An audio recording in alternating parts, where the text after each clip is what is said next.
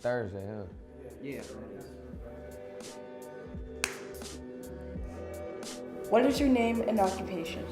Donte Clark. Nelson Gonzalez Navarrete. My name is Brian Storm. My name is Faiza Farah. And I'm a filmmaker. I'm creative coordinator. I'm a videographer, director, photographer. And I am the founder of Third Space Media.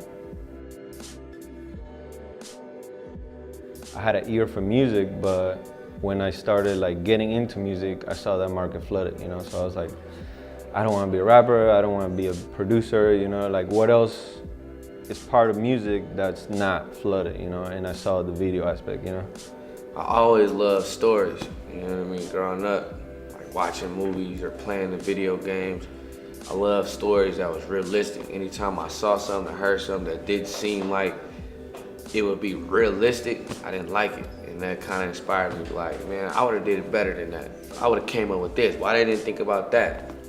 So I didn't really care too much for reading, but I love to write stories. So. I didn't have a background in media. I was kind of called to do it, and I felt like storytelling and filmmaking and media work was something that I could do. This was also kind of happening at the same time as me noticing, as I'm sure you've noticed, the lack of diversity and representation in media. There aren't that many people that look like you and I. And I thought, you know what, I'm gonna dip my feet into this world of media.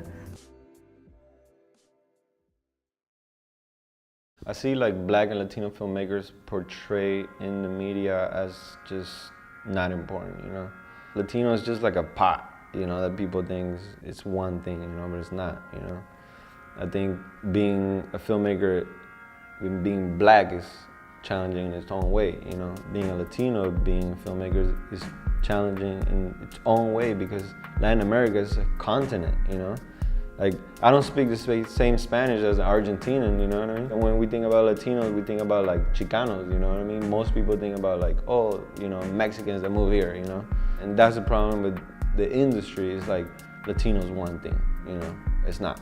They have a particular agenda on how they want the world to view us.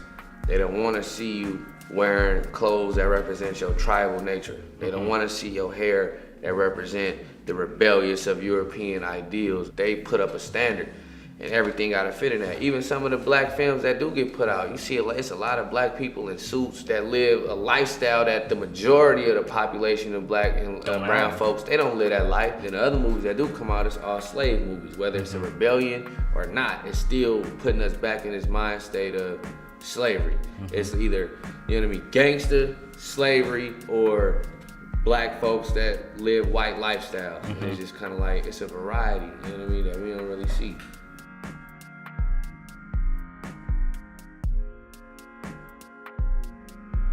We were shooting a music video in the Bayview, various locations. It was the usual, we were being harassed or looked at by the police as we were doing it. And then at one point we were shooting the video. I guess it was set up or calculated, but we were pretty much ambushed by the police. It was 20 cops that surrounded us. We were in a lion's den, and they just kind of came out with their guns drawn. Told everybody to put their hands in the air.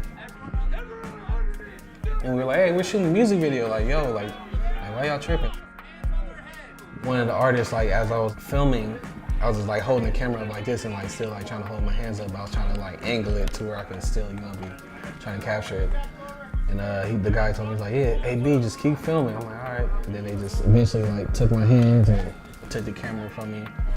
And the way they sat the camera down was angled perfectly to see us being pushed up against the wall. That whole experience was crazy. We were never asked for permits. They just came out with their guns drawn. They didn't ask us nothing at all. It was wild.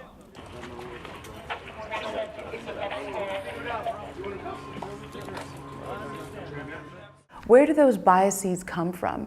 If you are a cop that's a well-meaning cop in any regard, how does that person take out their gun and shoot an unarmed, innocent human being, And I think one of the answers to that question is that there are ways that society and media and our culture has informed these biases. The media It's just a branch of society, you know? And that's the agenda, you know what I mean? Like, not to empower minorities. And because like, if you grow up, you know, watching like black powerful people, you know, you're gonna be a black powerful person, you know? Yeah. But the agenda of, you know, the system is just to keep us, you know, tugged in and not like think outside of the box. I now know that there are more narratives of black and brown people, more than what's on the 6 o'clock news. And it shifts culture, you know? And in my own little way, I want to chip away and shift culture. There is gonna be a new wave of minority filmmakers, you know? Like, that's happening already. Like, that's breaking the status quo, you know? Something that the studio system is breaking down.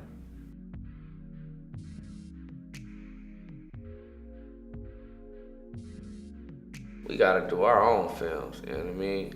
Like, just to keep it 1,000, I feel like can't nobody tell our story the way we tell our story.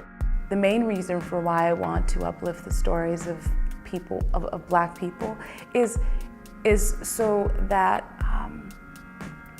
we can see ourselves reflected in media, and having that reflection, being affirmed as human beings in that way, is life-changing. We have to bust down that door and flood the world with beautiful, rich, diverse content.